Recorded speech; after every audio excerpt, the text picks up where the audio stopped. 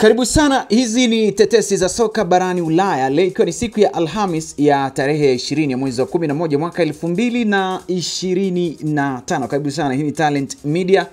Mimi ni Ali Swaleh Mshana, ambapo tukianzia kunako klabu ya Crystal Palace.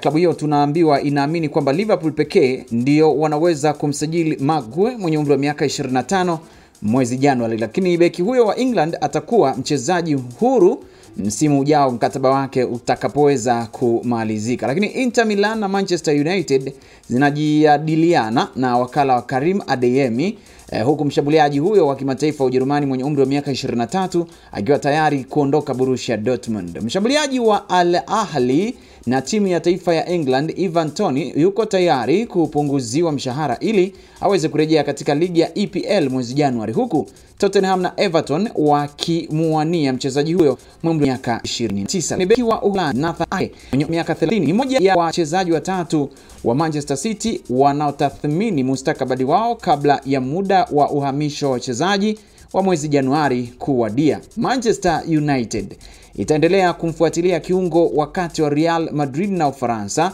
Aurelien mwenye umri wa miaka 25, licha ya klabu hiyo ya Uhispania kukata ofa ya thamani ya euro milioni 90. Huku Napoli nako tunaambiwa imepata mbadala wa Kobbie Mainoo, lakini mchezaji huyo wa Manchester United mwenye umri wa miaka 20 anasalia kuwa chaguo la kwanza.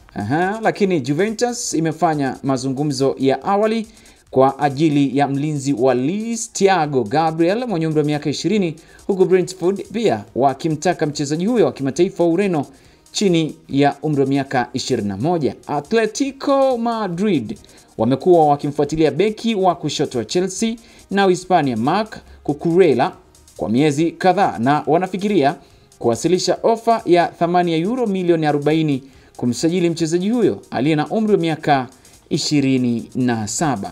Besiktas inapanga kumsajili mlinda mlango wa Barcelona na Ujerumani Marc Ande mwenye umri wa miaka 33 kwa mkopo na kumpa mkataba wa kudumu akiridhia mpango huo. Tumalize na taarifa kutoka Tottenham, ambapo tunaambiwa klabu hiyo iko mbioni kumsaka kipa wa kiwango cha kimataifa mwezi Januari. Mimi ni Ali Swaleh Mshana, hii ni Talent Media.